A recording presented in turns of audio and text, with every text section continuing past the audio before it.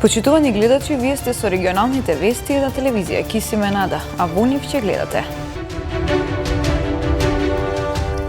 Пожарникари и лица од Дирекцијата за спасување од Тетово веќе неколку дена интензивно трагаат по преживеани под урнатините во Турција по разорниот земјотрес.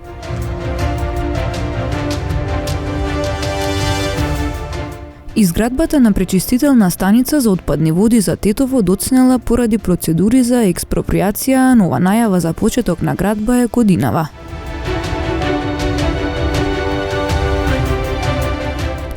Лишени од слобода 26 лица во координирана акција за спречување на шверц со дрога и оружје. 6 мина се од Тетово.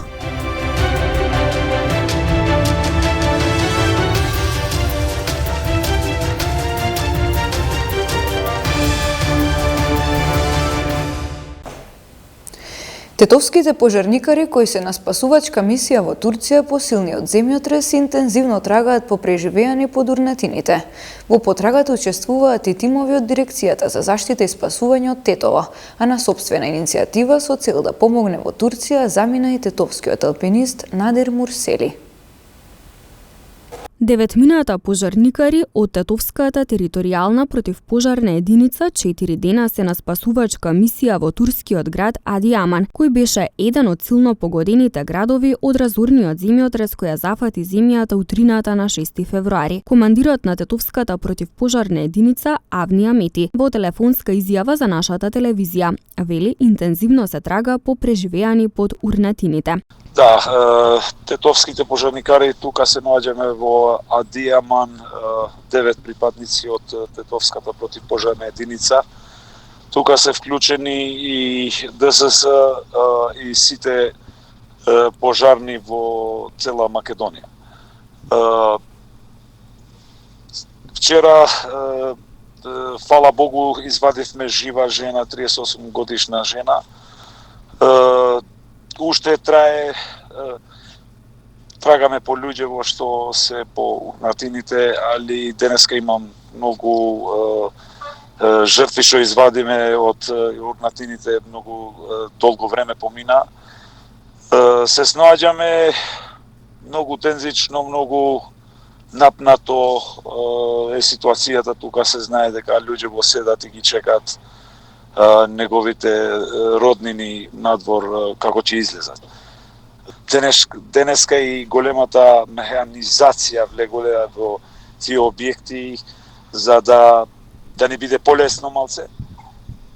Али тоа трае, ќе видиме може нередниот ден или сат утре ќе се вратиме дома. И 12 члената екипа на Дирекцијата за заштита и спасување од Тетово работи во Адиаман. Како доброволец пак да помага во потрагата по преживеани во Турција, замина и тетовскиот алпинист Надир Мурсели, кој од завчера е во Кахраман Мараш, каде работи со екипи од други држави. Освен спасувачки тимови за Турција и Сирија погодени од катастрофалниот земјотрес, пристигнува и друга хуманитарна помош од многу земји ширум светот, меѓу кои Македонија и градот Тетово, во кој предвидена беа отворени пунктови за донации на ќебиња, облека, обувки, конзервирана храна, средства за хигиена, на кој одзивот за таква помош беше голем кај тетовчани. На пунктовите на градскиот плоштад во Тетово, како и во спортската сала на Тетовската гимназија, граѓаните ќе можат да донираат до 21 февруари. Инаку, катастрофалниот земјотрес во југоисточна Турција и дел од Сирија остави огромни последици. Досега се загинати над 20.000 граѓани, а голем дел од погодените градови и области се со уништена инфраструктура. Иницијативата за изградба на пречистителна станица за отпадни води во Тетово потекнува пред околу 10 години. Во 2016 година земјоделско земјиште во Фалише беше пренаменето во градежно. Потоа во 2017 се одржа главна расправа за проектот. Во 2019 беше најавен почетокот за изградба откако се исчисти земјиштето на кое беше депониран смет. Изградбата доцнела поради процедури за експроприација, а новата најава е годинава. И покрај децениските ветувања во Тетово нема пречистителна станица за отпадни води. Неколкуте рокови кои беа предвидени за нејзина изградба се пробиени, па така во Полошко се уште водите од фекалната и атмосферската канализација, но и од индустријата завршуваат во реките, а дел од жителите се уште користат и септички јами. Екологистите алармираат на штетните влијанија врз животната средина. И реката Пена се загадува и почвата се загадува со која се наводнуваат по линија на Тетовскиот регион. Ваквите одолговлекувања се речиси нормални во Македонија поради тоа што многу пати сме кажале дека животната средина и здравјето на граѓаните никогаш не била приоритет на властите. Станицата требаше да биде готова лани, а новиот почеток за изградба сега е април годинава. Се работи за поголем проект, се работи за многу земјишта или парцели што треба да се експроприират. Имаше процес на експроприација. Местото каде беше предвиден да се гради во едно време беше натрупана со отпад. Тоа требаше да се обезбедат средства да се чисти, тоа е чистено. На главната расправа која се одржа по втор пат по 5 години беше кажано дека самиот проект нема значително влијание врз животната средина доколку се изведе онака како што е предвидено. Ќе се собираат и пречистуваат комунални индустријски отпадни води од Тетово и 4 населени места. 85% се очекува да бидат од домаќинства и 15% од фабрики. Со една напомена што кај фабриките, односно кај индустријата, неопходно е претходно да има предтретман пред фабриките да ги испуштат нивните отпадни води во градската канализација. Ако започне годинава, изградбата на станицата треба да трае 3 години, а предвидено е и обнова на мрежата. Во координирана акција за спречување на шверц со дрога и оружје били извршени претреси кај 53 лица во 29 општини меѓу кои Тетово, при што биле лишени од слобода 26 лица.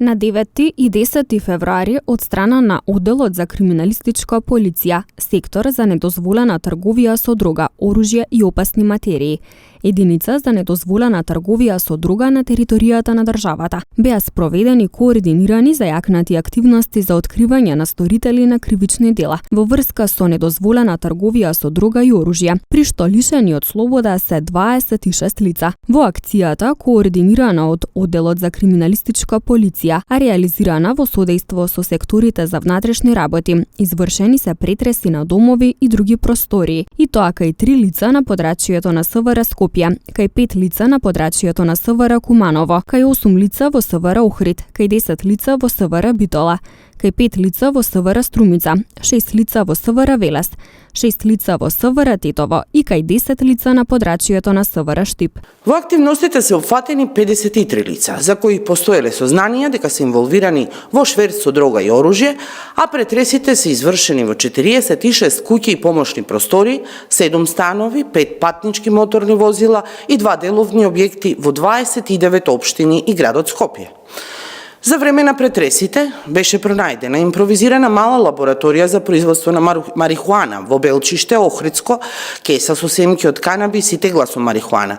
Покрај ова, за време на активностите се пронајдени одземени марихуана, хероин, 78 сенки од растение, 19 пакувања со прашкаста материја, 18 паковки со непозната грудчеста материја, 150 грама амфетамин, таблетки, шприцеви со течна материја, повеќе дробилки, ваги и млин, 4 ловни пушки, 3 ловни карабини и една воздушна пушка, 1 пиштол, гасен пиштол и 6 куршуми, 12 патрони, 46 куршуми и 92 куршуми маневарска муниција, 7 рамки за автоматска пушка и поголем износ на пари во различни валути и апоени, од кои само при претрес во Кавадарци се пронајдени 178.000 денари кои потекнуваат од продажба на дрога. По итна постапка поднесена е кривична пријава против еден сторител за сторено кривично дело по член 215, а од страна на судија на претходна постапка му е одредена мерка притвор во траење од 30 дена. Против еден сторител пак во текот на денот ќе биде поднесена кривична пријава по итна постапка по член 215, а по редовна постапка ќе бидат поднесени 17 12 кривични пријави против 17 сторители по член 215 за неовластено производство и пуштање во промет на наркотични дроги,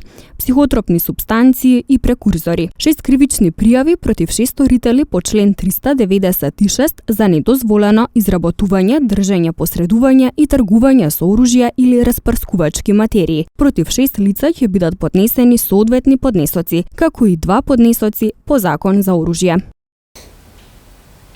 79 години од февруарскиот поход се одбележени со трибина во организација на главниот одбор на Сојузот на борци и граѓаните продолжувачи. И во текот на овој месец ќе продолжат активностите посветени на овој историски настан. Еден од клучните моменти за свикување на АСНОМ и создавање на национална држава. Ке ми дозволите сосема накусо да се осврнам на некои суштински аспекти поврзани со значењето и наследството од февруарскиот поход, не само како воена операција, туку и како политичко-воена одлука со која што практично и конечно се овозможуваат условите за одржување на АСНОМ, за втемелување на македонската држава и државност. Славниот февруарски поход представува пресвртница во воено-стратешкиот план после која се динамизираат патот до конечната победа на Народно-ослободителната војска и партизанските одреди на Македонија над фашистичкиот окупатор и фундирање на правно-политичките предуслови за зголемување на слободните територии и се започнува со подготовки за одржување на првото заседание на АСНО. Во тие денови на трајање на операцијата од 31 јануари до 24 февруари 1944 година била демонстрирана силната и непоколеблива волја, победничкиот морал и слободарски дух на припадниците на партизанското движење на Македонија, изразен со висока политичка свест на борците, но и населението за постигнување на крајната цел создавање на македонската држава. Токму затоа ова херојска епопеја со право го заслужува своето есенцијално значење во нашата понова воена и политичка историографија како маркантен пример за непокорниот народен стремеж, исконскиот сон да стане реалност, да се биде свој на своето, особено што еден од конкретните резултати на партизанскиот подвиг ќе биде уште поширокото, помасовното народно вклучување и мобилизирање за конечно ослободување и извојување на саканата слобода за македонскиот народ. Претходната година до Агенцијата за заштита на лични податоци пристигнале 300 представки од граѓани кои се пожалиле на злоупотреба на лични податоци и повреда на правото на приватност на интернет, односно најмногу на социјалните мрежи. Во 2022 година во Агенцијата за заштита лични податоци има стигнато 300 представки од граѓани. Значи, граѓаните најчесто се жалат за злоупотреба на нивните лични податоци и повреда на нивното право на приватност на интернет, односно најмногу на социјалните мрежи и на други веб платформи. Значи, околу 85% од тие 300 представки се однесуваат на повреда на нивното право на заштита на лични податоци на социјалните мрежи.